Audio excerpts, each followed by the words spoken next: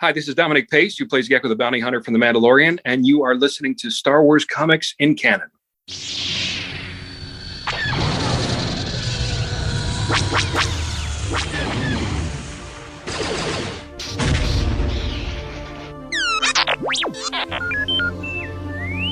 Hello there and welcome to Star Wars Comics in Canon, your guide to the wider Star Wars canon through the comic book lens. And to take you on this journey, I'm your host, Mike Burton.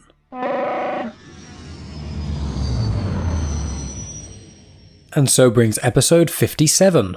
So guys, this week I am tackling another batch of the main run of Star Wars comics. We're getting nearer the end of the main run, so it's getting a bit exciting. This is going to be tackling issues 56 to 61 of the 2015 Star Wars run. It is volume 10 and the story arc is called The Escape.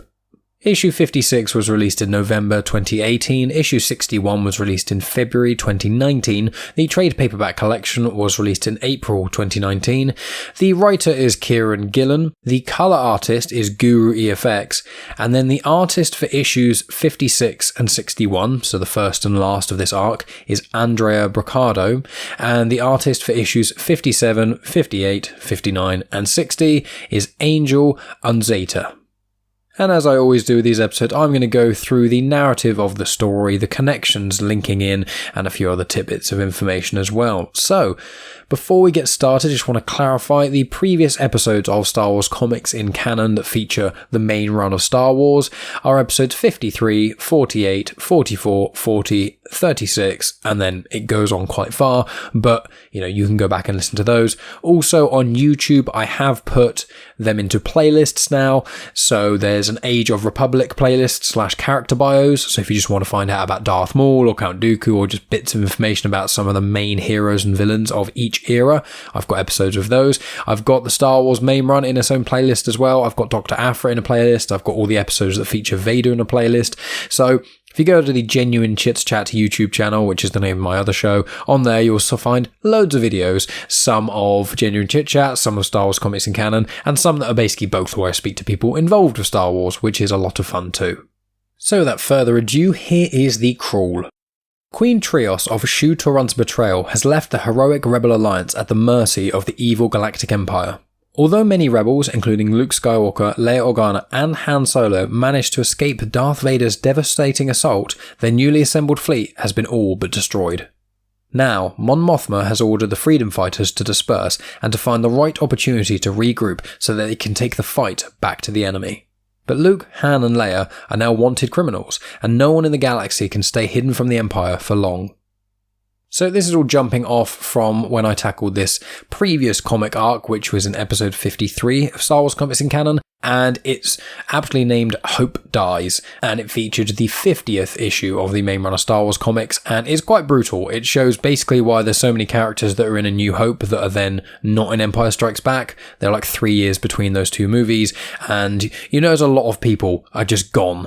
Well, this story, and the one before it more so, gives context as to why. So if you really want to know why people like General Dodonna aren't in Empire Strikes Back, and if you want to know what happened to the Rebel fleet after it grows and grows and grows and then seemingly is weak again, well, the main run of Star Wars comics basically explains those things, but specifically the Hope Dies arc, episode 53 of Star Wars Comics in Canon, goes into detail about that. So either read the comics or check out that episode. So, issue number 56 starts with Sana Starros in a bar, and some Imperials ask her for some ID. She shows them, they pass, and then it shows that the trio, Han, Leia, and Luke, were hiding underneath the table. They find a contact there, and this contact gives them details to go to Brental 4, so they can find out how to rendezvous with the rest of the Rebellion fleet, because the last issue of the previous arc showed that they've all been split. Mon Mothma's in one place, Akbar's in another place with Chewbacca and the Millennium Falcon, you got Hera, Syndulla, she's in another place, and they're trying to stay hidden just so they can kind of get themselves together, repair the ships, do all the necessaries, and then regroup and find out where they're going to go and what they're going to do from here. I also want to clarify that if Sana Starros is not a character you're familiar with, shame on you because she's amazing. She shows up in the Dr. Aphra comics and was first introduced in these main run of Star Wars comics. She's currently in the Aphra comics at the moment as ongoing, the 2020 run of Aphra, which is the second run written by Alyssa Wong. And Sana Starros is a really, really cool comic character. So, go back and read loads of main run of Star Wars comics and you will find Sana Starros and who she is and that sort of jazz, because I've spoken about her quite a lot in this podcast. While the gang are walking towards Sana's ship, which is called the Vault Cobra, Han, in passing, mentions Lando to Luke.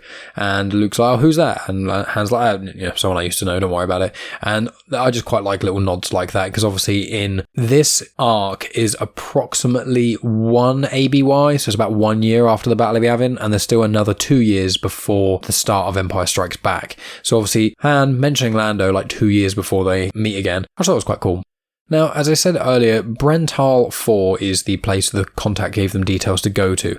Now, Brental 4 is mentioned in the Canon books Tarkin, Catalyst, which is a Rogue One novel, and it's mentioned a little bit here and there, but it is actually in Legends a little bit more. It seems to be in games a little bit, but it was also in something called the Galaxy-Wide Newsnets, which is from an adventure journal, which is part of Star Wars role-playing games. They made basically a Star Wars D&D kind of game, and then there's a lore book with that, which is the adventure journal, and within that, Brental 4 is mentioned. But that is Legends, my friends, but thought I'd mention that to you just in case anyone was like, oh, I know that planet, but I don't know where from. That's probably where.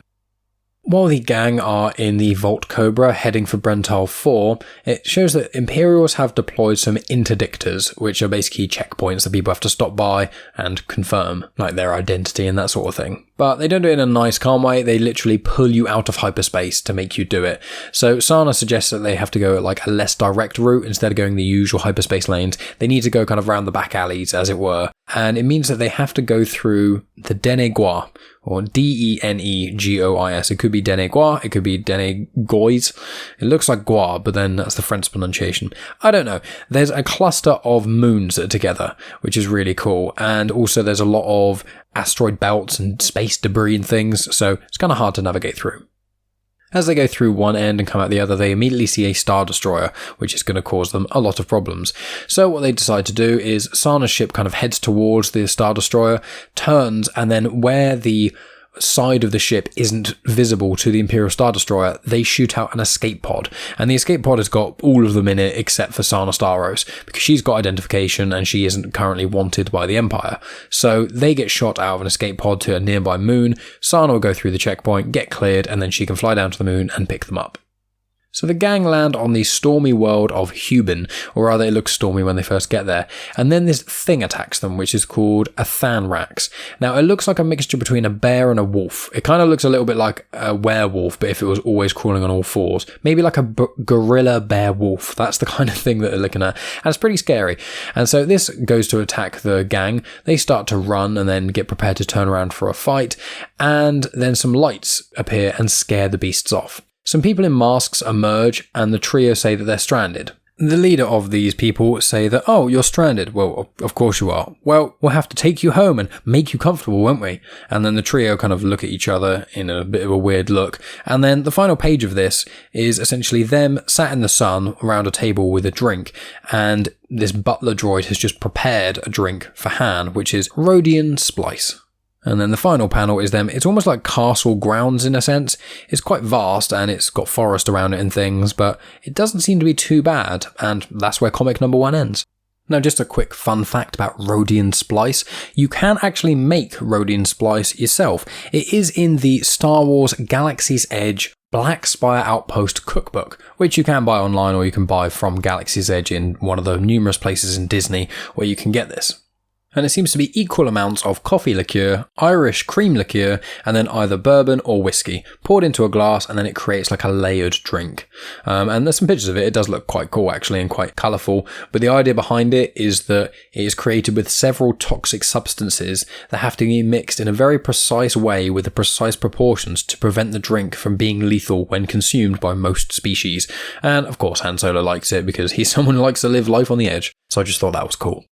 So let's move on to the second part of this arc. Obviously there are 6 issues, so the second issue is number 57. So one of the mysterious strangers appears and his name is Thane Markona. Now his name is just Markona, but Thane is his rank. He appears and he confirms that he was fending off those beasts, those Thanraks. He comes back and then he says that he'll meet them again in 1 hour once he's sort of freshened up because he's currently in his battle gear. Luke and Leia don't really trust him. Han isn't really very fazed by it. And then after the hour's up, he appears once again, takes Leia's hand and then is very friendly.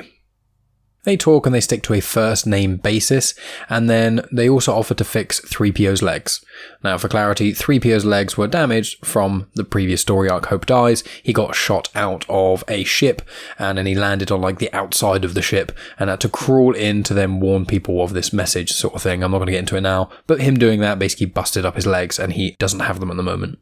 The gang talk to Markona and he says that they're stranded here. They've got no transmitters, they've got no ships to get off world or anything like that. There's just one trader that comes over every 6 months to trade supplies and that sort of thing that they can't get here, and then they can try and get off world via that route. However, that was about a month ago, so they would have to wait another 5 months before they can get off the planet. Markona's daughter, called Chula, is introduced, and then they all sit and have lunch. While they're eating lunch and things, Luke asks why the Empire leaves Markona alone. Markona says that he pays their tithes, but this is a world that they basically wouldn't use, and in his previous career he managed to earn the rights to the moon, so he's basically retired. Luke asks if that was in service to the Empire or the Republic, and Markona says, can you actually identify when one became the other? And then he says that you guys all have my utmost hospitality, and Leia says she needs to go to her room to think over a few things, while Luke, Han, and Chula walk around town. While they're on the walk, Chula asks about the Death Star. Luke confirms that the rebels took it down, and she said bless those heroes, and then Han Solo gives Luke a little nudge on the back. She then shows them people that are fighting each other. Luke kind of queries it, and so does Han a little bit, but essentially is that they live under a martial code, so there's no grudges or anything, but there's other ways that they kind of deal with their problems. Han then sees a bar, or a tavern, then goes straight up into it and asks for a drink, and the bartender says, well, your money isn't any good here. To get a drink, you have to work. And so Han's like, well, what do I have to do to get a beer around here? Then shows Luke and Chula having a walk around some fields and seeing some cool creatures and whatnot, and Luke asks her if it was her father's idea to come to Hubin, which is the name of the moon they're on. She says, I understand it was and then gets cut off by Markona, her father, showing up. Markona takes Luke to some graves and asks about his dad. Luke mentions that he never knew him and that he died in the Clone Wars, and Markona said that he's in good company. While that's happening, it shows what Han is getting up to, and he is currently chopping wood to try and get a beer. Leia's trying to find him, and she turns the corner, sees him topless and, sweaty, cutting up wood, and she's like, oh, Han, and she gets really flustered and red-cheeked. And he says that he thinks this amount of chopping has actually earned them a couple of meals, and he asks her to join him. It goes back to Luke and Markona, and it confirms that Markona's parents and his wife are dead. Markona is a fighter, and as he's about to explain sort of a bit more information about himself, his droid appears. It turns out that a pack of Thanraks are now attacking some nearby houses, so Markona and Luke go to help. Luke asks about using blasters, and Markona says that wouldn't be sporting, and he pulls out a couple of vibroblades. Now, vibroblades do pop up a lot in Legends and in Canon. They go in the Clone Wars, they're in the movies, there's a few bits and pieces everywhere, but they're essentially just a weapon that buzzes and thrums, and it glows ember hot when it is ignited. They can be used as crude surgical implements, they're useful for weapons, they're useful for punching through armor, hunting, all kinds of things, but they're basically just like an upgrade of a standard blade or sword that's kind of got an edge to it that is either incredibly hot or is charged with some sort of energy, and that makes them quite a formidable weapon. And a lot of vibro weapons can actually hold their own against lightsabers, so if you've got a really good vibro weapon and you go up against a Jedi or a Sith or something, you can probably hold your own somewhat, whereas if you use just like a normal sword or something like that against a lightsaber, it'll pretty much always just get sliced apart unless it's made of, Beskar or some other very dense or powerful material. But yeah, anyway, that's where comic number 2/number 57 ends, so let's move on to comic number 58, which is the third of the 6 in this story arc. So it starts with Luke and Markona attacking the Thanrakses. Luke manages to wound one using his lightsaber, but the creature bolts. He grabs a hold of the side of it and it charges away. Leia and Han are having a nice quiet meal, and then they hear a bit of ruckus outside, and then it is Luke holding onto the beast as it is running into the village. The beast charges at Chula, and so Luke stands up and then stabs it basically in its spine, and then as he falls off it, the lightsaber rips all the way down. Chula says that Luke is magnificent, and then she looks at his lightsaber and says that her grandma had one just like it. Markona thanks Luke, says that he's done quite a good job, but he needs a bit of help, so Markona said that he'll help him with some of his lightsaber fighting. So Luke and Markona practice, and then after quite a lot of heavy practicing, Luke goes to his room. He then tries fixing a transmitter that he's got, and the butler droid MK helps. Then around a week or so later, Luke and Han are just laying on some grass, just kind of staring up. Leia shows up and mentions about, doesn't Luke have a walk with Chula? He's like, oh god, I forgot about that, and then gets up and runs away, and then Leia and Han talk. They speak about Han's time as a stormtrooper, which is referencing the movie Solo, where you get to see a little bit of his time as a stormtrooper there. But if you want a lot more information, you can read the comic Han Solo, Imperial Cadet. It is a 5-issue comic written by Robbie Thompson. It also includes the character Baylor Valance, who's currently one of the main protagonists of the Bounty Hunters comic that's ongoing, and I tackled Han Solo Imperial Cadet in episode 10 of Star Wars Comics in Canon, so if you fancy that, go check that out. So Chula and Luke are on this walk together, and Chula mentions that Luke is very trustworthy. In fact, he radiates it, which is a gift that's most unusual. Chula and Luke end up in the graveyard, and Chula says that her grandmother told her that she should always be guided by her heart because that is the Force speaking to her. Luke asks if her grandmother was a Jedi, and Chula says that her grandmother fell in love with a roguish stranger, and then the Order and her went their separate ways. She confirmed that her grandmother had nothing but respect for the Jedi, but she says that the Jedi are not the Force, and the Force moves me. They then came to Hubin, found a quiet life, they had a child, which was, her father, and then after they died, Markona founded a mercenary company. Then he met Chula's mother, and then shortly after that, Chula came along. Chula's mother then died on a mission and left her father a message saying this is no life for her daughter. The clan all agreed, they decided to try and do retirement, so they did one more mission. And that one more mission made the world that they're living on their own private property. So they settled there and then lived here in peace. Chula comments that some of the younger individuals are restless and want to get off the planet. Luke says he sympathises with that, and Chula compares him to a caged Thanrax. And she said that, look, I understand and I care for you, and that's why MK1 is helping you construct a transmitter with my mother's old tools. He tells me it's nearly complete, and Luke is obviously in shock because he thought he was doing this kind of all in secret, even though he accepted help from a droid. So I'm not really sure what you expect if you accept the host's droid's help, because they are clearly going to know that, but still.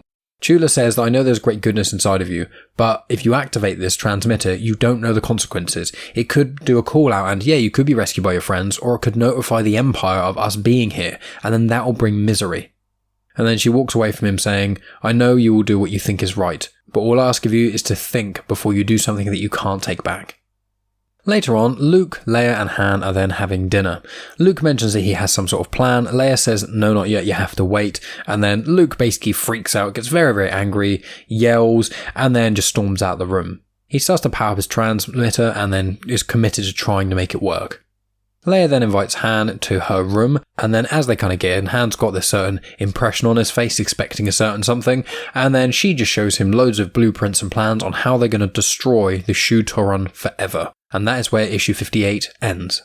So issue 59 continues where 58 left off. Leia and Han are talking in Leia's room about Shu-Torun. Leia speaks to Han and says about their machines, they're really old and fragile, and that their importance to the Empire is actually massive. And they would only need to do a small amount of damage, which would have massive ripple effects and implications on the Empire and Shu-Torun's importance. And Han makes a comment of saying, wow, this is really impressive. I mean, it's not exactly what I was expecting. And Leia's like, well, what were you expecting? And he says, well, you get invited into a lady's bedchambers late at night, and then the next panel is Leia kicking Han out of her room. It then cuts to Chula speaking with Luke. She's angry that Luke activated the beacon. They both argue and whatnot, both saying that the other person is selfish, because Luke is saying it's the importance of the entire galaxy, whereas Chula is saying, well, this is my world and you've endangered everyone by activating that thing. And so they both kind of argue and things, and it kind of ends with Chula leaving saying, I just hope you're right about this. The next day, Leia is speaking to Luke in the tavern. She confirms the plan regarding Shu-Torun and apologises for not letting him know sooner, but, kind of explains herself. Luke says that's fine, and Han is just off getting drinks. He then inadvertently nudges someone a little bit, and he offers to buy them a drink. They completely reject it and then demand a duel, because that's how things are done on the moon of Hubin. So they set up for the duel, and Han's like, are we actually seriously doing this? Like, we're actually going to potentially kill each other because I nudged you while you're drinking.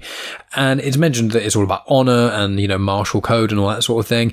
And then just as the duel is about to get started, Han calls out to Thane, Markona, and says, hey Thane, get me out of this. And as the other guy turns around to look, Han then stuns the guy, and the guy collapses to the floor. And Chula seems quite offended by this. She first says that he doesn't have to use stun, and then she also says, expect a lot less of our clan to turn their backs on you going forward. So it's one of those things, and Han's like, well, I'm not going to kill someone because they're a loudmouth. I'm not going to kill someone over a drink. That's just silly. So, I stunned him. That's fine. And then Chula is still annoyed and then walks away and goes to her room. Then later on, she and her father speak, and they mention about certain contingencies happening. And then it cuts to the gang as well as Chula and her father eating at dinner. Markona senses there's some sort of tension, and then Luke raises a few questions. And Markona mentions that Luke is making a transmitter, which Leia and Han were completely unaware of. And Markona goes on and explains that he was testing Luke. He was testing Luke, the company, and all those things since they arrived. He's been doing all these things, and then before he can actually explain why he was doing those things, some company arrives. A ship lands. So Markona goes off to check it. Now, it turns out it is actually SCAR Squadron. Now, SCAR Squadron are also called Task Force 99. They were first shown in, one of the members, who's the leader, Creel, he was first shown in Volume 2 of the main run of Star Wars comics called Showdown on Smuggler's Moon. I tackled that on episode 13 of Star Wars Comics in Canon, and then in Volume 4 of the main run of Star Wars comics, that's when SCAR Squadron were properly introduced as the squad, and that was in episode 27 of Star Wars Comics in Canon. While Markona is off speaking with SCAR Squadron, Chula confirms that they actually blocked Luke's transmitter, and that they're aware of what he was doing, but it was still just a test. SCAR Squadron confirmed the way they found the moon of Hubin is that they have Sana Starros, and they tortured her with a droid. The gang and Chula then approach SCAR Squadron outside of the manor or house or whatever you want to call it that Markona and Chula are living in. Chula then stuns Luke and Han, and they fall to the floor, and then Creel and Luke engage in trial by combat, which is part of, this martial code that's been mentioned again. So issue number 60 starts with 3PO has now got his legs again. He's not got some proper fancy legs, he's just kind of got like wiring and things, but he can walk, which he's very happy about. Then it shows Luke facing off against Creel. Chula kisses Luke, quite passionately, might I add, and gives him hints in her dialogue mentioning about grave consequences and slips him a little device in his jacket. Luke and Creel fight with lightsabers and they're going back and forth and things, and Luke is kind of guiding Creel somewhere. Then Luke throws this device, which is a smoke grenade, and runs. Markona gets the SCAR Squadron to head into the woods and chase after Luke and Creel. One member of SCAR Squadron stays behind to guard Sana, and as soon as everyone else is out of earshot, Chula stuns the guy guarding Sana. Chula then gives some stims to Leia, Han and Sana, and they confirm that they've got a plan so that they need to get to the village. And while that happens, MK1 sounds the alarm for the clans to warn them. Now for clarity, stim is the same as stim pack or stimulants, all those sorts of things. They've been used and the name has kind of changed a little bit in Legends, in Canon, and in loads of other sci-fi stuff as well. But for clarity, a stimulant / a stim pack, it's basically an instant healer.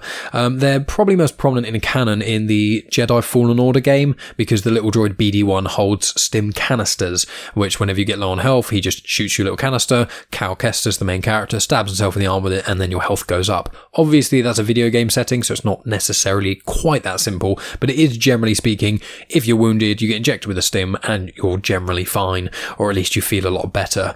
It's kind of, the way I look at it is almost like mini Bacta. So you get Bacta tanks, you go in there when you need to do a lot of healing, especially when you've got severe wounds, and it will heal you. But a stim pack is more sort of, if you're knocked out, if you've got some sort of surface level damage to you, or you're really exhausted, those sorts of things. It's just like, almost like an adrenaline shot mixed with morphine and healthy benefits, but you don't get all of the lag that one would normally get from doing those things. So it's a magic healer. So while the gang are all sorting this out, Luke and Markona are speaking at the graveyard, which is obviously where Chula was hinting for Luke to go. Markona says that the Death Star showed what the Empire was like, and he wanted to see what the Rebels was truly like. And that's what his test was all about. That's why he tested Luke in this way and that way, because all of the lines and all of the tests Luke passed. He also confirms that although their clans are fighters and they're a military unit, they are ready. And Luke is like, ready to fight? And he's like, no, to escape. He's like, well, escape may be the wrong word, but to leave so they have their freedom. Luke then asks what Markona did to get the moon, and so I'm just going to read this out because it's easier. In truth, I don't know. The mission was like many others, simply gather data from a secure location. We were professionals and asked no questions. All I know is that Empire cared enough to pay us a moon to get it. I never know exactly why my hands are bloody, but I know they're red and dripping. We owe the universe a debt. The Markona prefer to be in credit. So the village is that way. Go quickly and I'll stop the dogs. And Luke is like, well, I can't leave you. And Markona's like, for us both to die here would be pointless. The universe needs you. Go be a hero. And let me start paying those nagging debts. And Luke says, thank you, we won't forget you. And Markona says, I'd rather you remember one can always turn back from mistakes. You can never undo the wrong, but you can always do right. Also, keep your saber guard a little lower. You're enthusiastic, but your stance still needs much work. And then SCAR Squadron come up behind and say, look, the boy's heading to the woods. And Markona turns around and goes, gentlemen, I do believe I promised you hospitality, as he draws his blasters. So it shows Leia and Han with Chula heading back to the village, and it shows the entire village was prepped and ready to leave. And while this is going on, you're watching Markona fighting SCAR Squadron. He's starting to take quite a few hits, he's shooting back and things, but he is clearly losing. But while this is all happening, the whole village, including Sana and Han and Leia, they all get on board the Imperial Shuttle. And Sana immediately shoots the torture droid. Chula confirms that Markona said for them to join the rebels, and Chula can lead the clan into a new age, which is exactly what she wants to do. And the last few panels of this comic shows that Markona falls, he dies after getting shot a lot by SCAR Squadron. The ship then leaves and it shows that SCAR Squadron are stranded there. They're trying to work out how to get away, and the MK1 droid comes up to them and says, you're stranded here for the next 4 months, which is when the next traders come by. And as they're trying to work out what to do next, a pack of Thane racks emerge and attack SCAR Squadron. And that is where comic number 60 ends. So on to the final comic, number 61. It starts off with the Imperial Shuttle that the rebels as well as the clan Markona have liberated. For clarity, the Imperial Shuttle is a Lambda class T-4A shuttle, also known as an Imperial Transport. Mentioned it numerous times on the podcast. It's basically just the ship you see in the original trilogy quite a lot. It's essentially a box with a slanted front and then 3 fins, one coming out the top and 2 coming diagonally down from the corners. So this shuttle is flying on this planet and it's transmitting SCAR Squadron's codes. It then crashes through an Imperial comms tower. The shuttle then opens and Chula leads her clan to attack. The area Novka is where they are. It's not really elsewhere in Canon, but it is an Imperial impound yard, so there's just ships everywhere. So while Chula and her clan are fighting the stormtroopers, Leia, Luke, Han, and Sana and the droids all get to the Vault Cobra, which is Sana's ship. Chula gets into another ship and they all head to Brental 4. They fairly quickly find the contact and the 3PO has like a back and forth in the native tongue, and they manage to get the coordinates for where Akbar is, where Mon Mothma is, and also where Hera is. And also, because 3PO was the negotiator/translator, he manages to get an upgrade on his legs, so now he has plating on his legs as well. Chula and Luke then have a conversation. She says that she's going to leave them. Although that he is not to blame, she's reminded of her father every time she looks at Luke. She's very glad that they kissed, but that's just part of it, and she walks away. Han then says to Luke that it could have been much worse. Luke comments saying that yeah, it could have been Afra or something, and then Sana pipes up and is like, wait, you had a crush on Afra? Well, just so you know that Afra and guys do not mix, so just to warn you. And also, you know, you're crazy. Afra and guys do not mix. So the gang all head to this nebula to find Akbar. Akbar reaches out and says that many lives have been claimed since Makotar, but he's very happy to hear Leia and the rest of them. They fly the Vault Cobra and land onto the ship that Akbar's got, which is the Home 1. It's one of the big Mon Cala ships. And as they land, Chewie sees them and runs over and hugs Han. It turns out that Miorti has fixed the Falcon along with Chewie using a lot of spare parts and bits and pieces around, and although it is incredibly customised and very hard to repair, Han does eventually thank her after being gently reminded by Chewie. Now Miorti was the one who spoke to 3PO and kind of vaguely helped him a little bit towards the end of the Hope Dies arc. She's an engineer. After Han thanks Myorti and Chewie, he asks if he can have some time alone with the ship. He then sits in the pilot's chair, he says that he missed the ship, and then he holds onto those classic dice that are shown in the Solo movie, which are obviously also in the original trilogy too. Leia then speaks to Akbar about her plan with the Shu-Toruns. He is a bit cautious about it and says he don't think they can sort of contribute many resources, and she says with a small-scale sabotage team, she would easily be able to do all the damage she requires. And then the final panels of this comic shows that SCAR Squadron has killed a lot of Thanraxes. They're trying to work on a transmitter, but they seem to be getting a lot of parts that seem to be fake. They are suspicious of the butler droid not actually trying to help them at all, but they've managed to set up a perimeter, and for the time being they are safe. One of the members of SCAR Squadron went through the deleted files of the computers and things, he says due to boredom, and he can't work out what something he has found is. Creel goes in and takes a look, and it confirms he knows it's the rebels' next plan, and it shows they have uncovered the plans that Leia was doing for Shu-Torun. And that, my friends, is where this comic ends. I really hope you enjoyed this as much as I did. I always enjoy rereading old Star Wars stuff and going through it and finding a lot of the connections and whatnot. It's always a lot of fun. I hope you guys enjoyed that. As I always say, make sure you go pick up these comics themselves, support the individuals who created them, and obviously the massive Disney conglomerate, because that needs more of our money. Obviously, I'm, being facetious. It is, the independent creators and things that want to benefit a lot from us buying comics and stuff like that. And also it's Marvel who publish them anyway, so Disney probably only get a small amount of that. But regardless of all of those little bits and pieces and caveats, please buy the comics and stuff. Either read them on Marvel Unlimited, because I think Marvel Unlimited they're about 2 months behind of new releases. So if you buy physical comics, you normally get them before they go on Marvel Unlimited and whatnot. But all of the comics I've tackled on Star Wars Comics and Canon thus far are on Marvel Unlimited. I know a lot of them are on Comixology as well. Obviously you have to pay for those, but some people prefer that rather than having to have a subscription service. Also, they are buying them physically, or some places you can get them elsewhere. I know Hoopla has quite a few of them. So if you are a Hoopla user, check that first. So, what have we got coming up then? Next week, I'm continuing the Canon series. So it was 12 issues. I tackled the first 6 a few weeks back, and then I'm going to be tackling the next 6, which was Kanan, or Caleb Dume's first time in the Clone Wars as a Padawan and whatnot. So that's quite interesting, and it continues the sort of story that was going in air quotes present day with the Rebels team. So that's something to look forward to. The week after that is going to be continuing the Afra run that I've been doing, and then the week after that is going to be...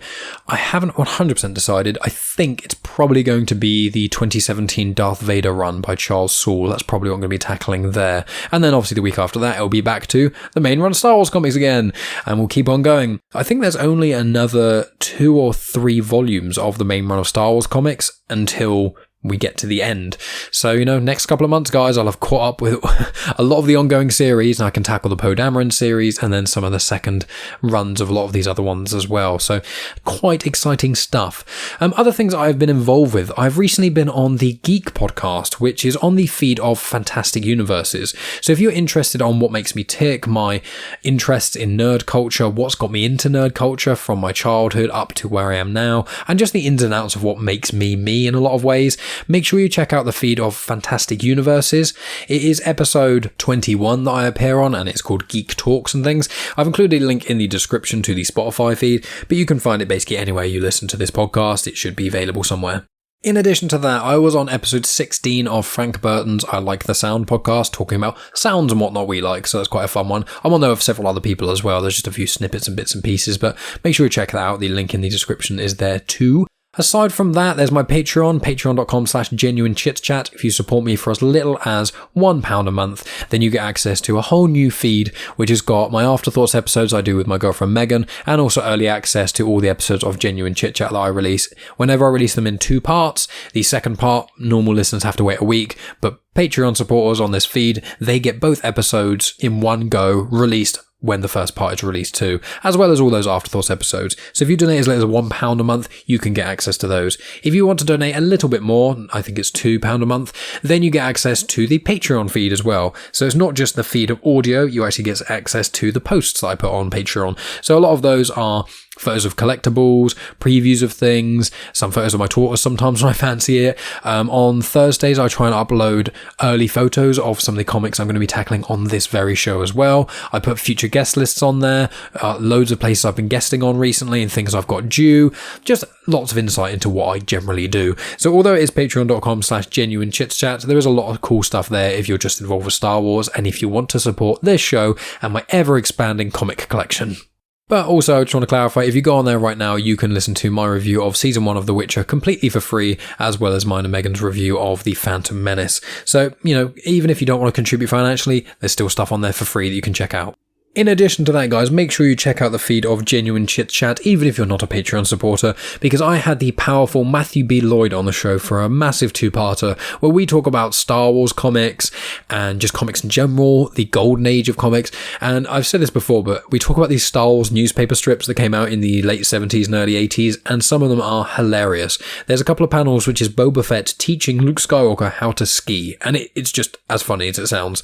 So if you really want to hear that, make sure you go check that out. I'll make sure I include a link in the description. Both parts of that are out now, and obviously I must recommend you guys listen to the Classic Comics show that comes out on the feed of Comics in Motion every other Monday, and it's an amazing show and it's really got me intrigued by some of the older comics and whatnot. So if you want to check that out, look at it for the link in the description, or if you're already a subscriber to Genuine Chit-Chat, you should have already seen the episodes come out, so make sure you listen to them. And obviously if you're listening on YouTube, they're already out as well, so huzzah.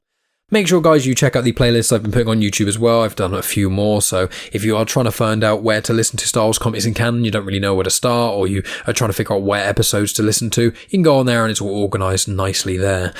Aside from that, guys, that is really it from me. Aside from making sure you check out all the amazing shows on Comics in Motion that come out, keep an eye out or an ear out for the Comics in Motion Book Club.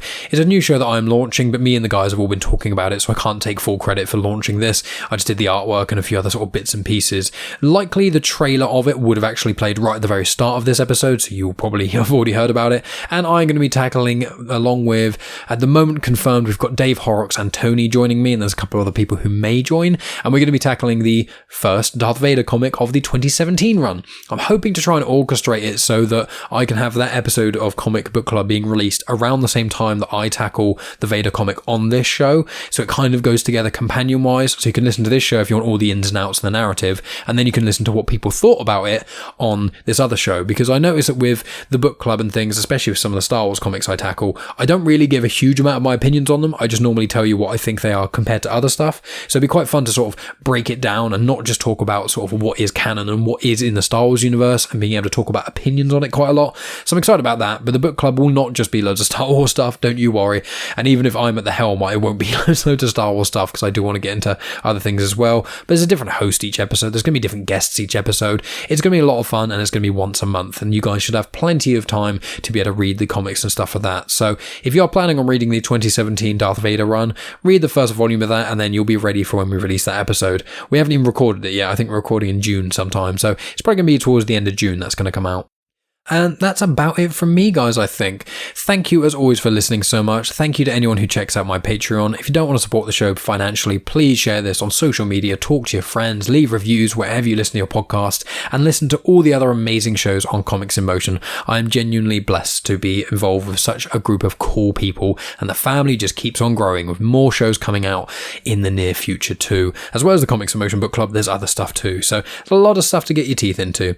But yeah, guys, thank you as always for listening, especially all the way up to the very end. I appreciate each and every one of you. I will talk to you guys next week, and as always, may the Force be with you.